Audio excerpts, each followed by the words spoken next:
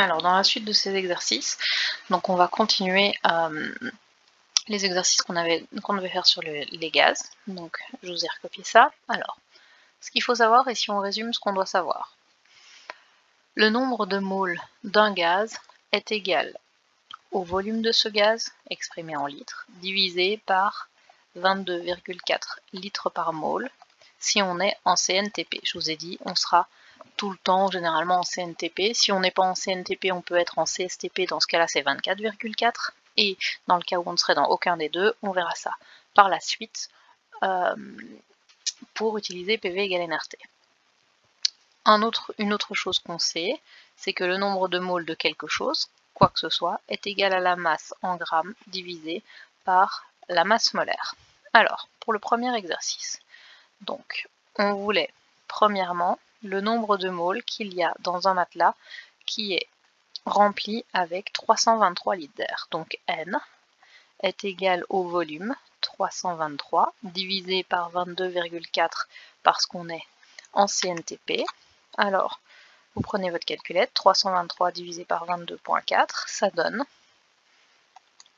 14,41964, etc. Alors, n'oublions pas que j'ai dit que, attention, pour les calculs, dès que vous calculez quelque chose, vous gardez 3 chiffres après la virgule.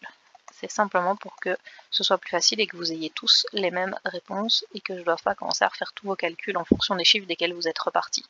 Si ce qui suit est plus grand ou égal à 5, on va monter le précédent. Donc si 9 monte, ça monte à 10. Donc ça nous donne une réponse de 14,42 moles.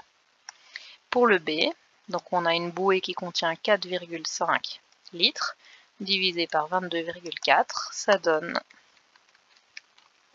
0,201 moles. De nouveau, si je regarde ce que j'ai dans ma calculette, 0,20089. Donc pour arrondir, je vais regarder le suivant, il est plus grand ou égal à 5, donc je monte celui qui est avant. Alors pour le deuxième exercice, on vous dit qu'on a une vache et que cette vache produit 500 litres de méthane, donc de CH4, par jour. On vous demande quel est le nombre de moles. Alors, le nombre de molécules, on va pouvoir laisser tomber, qui est produit par cette vache tous les jours. C'est de nouveau, on parle d'un gaz, donc la seule formule qu'on ait, c'est volume du gaz divisé par 22,4 parce qu'on est toujours en CNTP. Donc, on va faire 500 litres divisé par 22,4 litres par mole. Et ça donne 22,321 moles. Ça, c'était pour l'exercice A. L'exercice B est un peu plus compliqué. On vous demande, tiens, à quelle masse correspond quelle est la masse de méthane qui est produite par jour? On sait que pour le moment, on n'a qu'une seule formule. La masse est égale au nombre de moles de ce dont on parle fois la masse molaire. Alors CH4, sa masse molaire, c'est 12 plus 4 fois 1, donc 16. Donc la masse qui est produite par ma vache, c'est 22,321 moles fois 16 grammes par mole.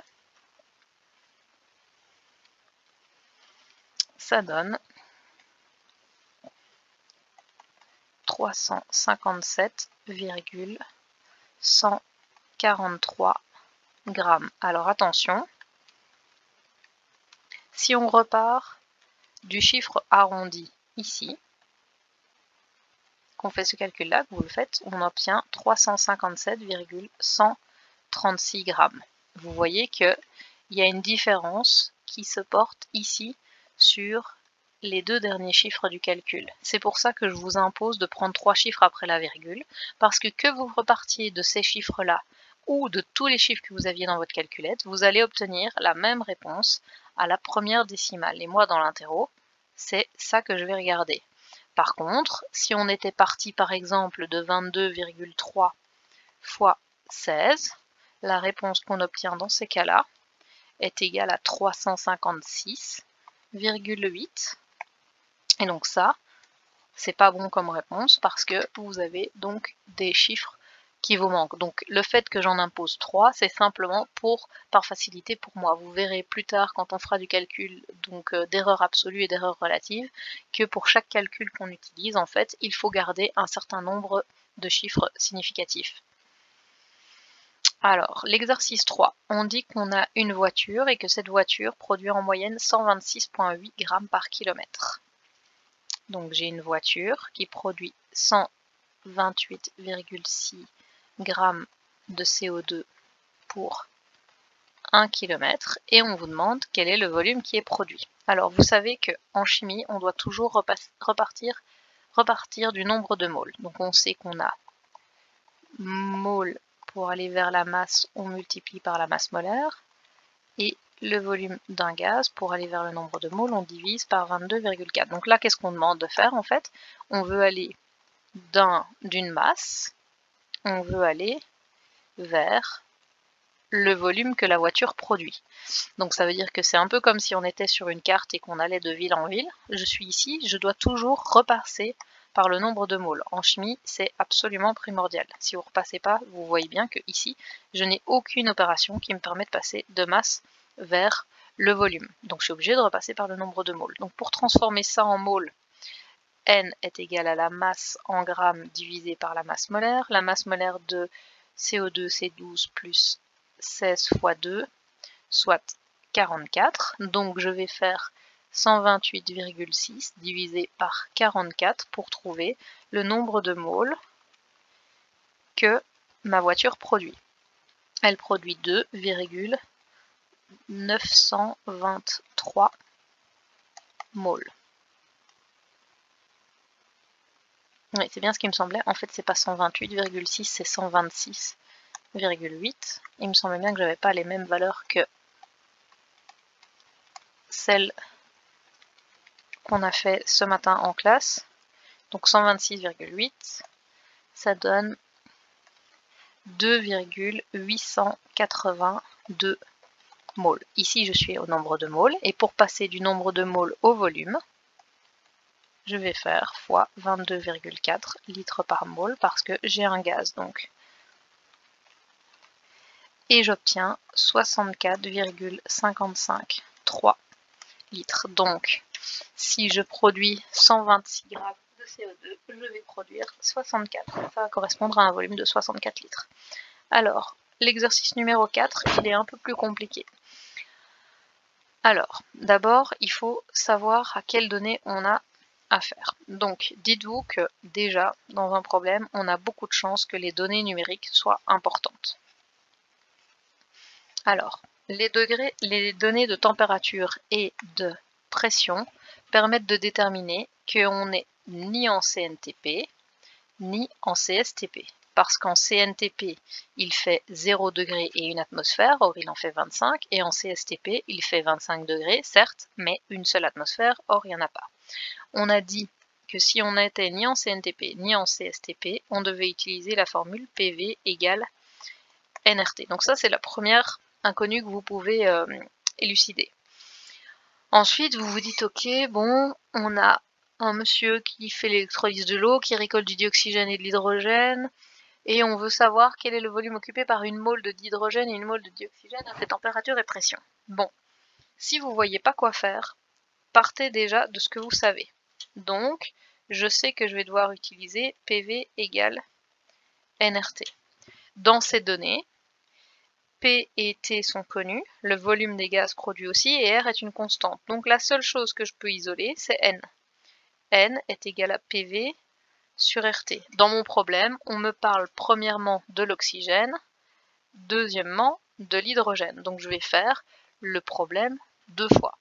Le nombre de moles d'oxygène, il est égal à P fois V divisé par RT. Je retourne voir les données dans mon énoncé. Donc, ma pression était de 1,324. Le volume d'oxygène, parce qu'on fait d'abord l'oxygène, c'est 0,366. La constante R, c'est 0,082, ça vous devez la connaître.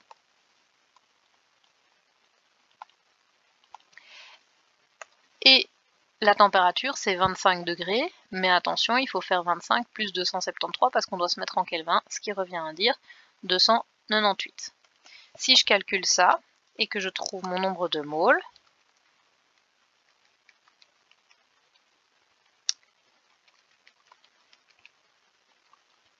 j'obtiens 0,02 moles. Attention, veillez à arrondir convenablement. Donc, maintenant, j'ai trouvé la seule inconnue que je pouvais chercher.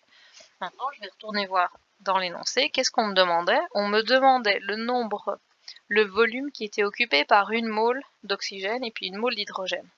Donc ici, ce que je sais, c'est que 0,366 litres, c'est le volume qui est occupé par 0,02 mol.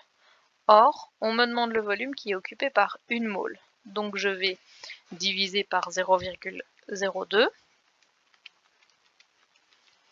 et je vais obtenir 18,3 litres pour une mole divisé par 0,02. Je fais la même chose pour l'hydrogène. Donc l'hydrogène, son volume changeait, c'était 0,733. Donc le nombre de moles d'hydrogène qu'il y avait en jeu est égal à 1,324 fois 0,733 divisé par 0,082 fois 298.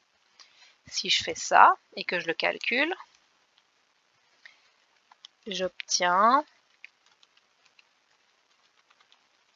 0,04 mol. Ce qui veut dire que 0,733 litres d'hydrogène, c'est la place occupée par 0,04 mol. Si moi je veux savoir quel est le volume occupé par une mole, je divise par 0,04 et j'obtiens 18,325 litres. Voilà, ça c'était pour les exercices sur les gaz. Alors, si on revient maintenant donc dans le cours. Alors, la masse volumique, pour le moment, on va la laisser en paix parce que vous allez voir qu'on va s'en servir après, mais la masse volumique, c'est simplement, ça vous dit quelle est la masse en grammes d'un certain volume. Donc, par exemple, pour l'eau, la masse volumique de l'H2O, c'est égal à 1.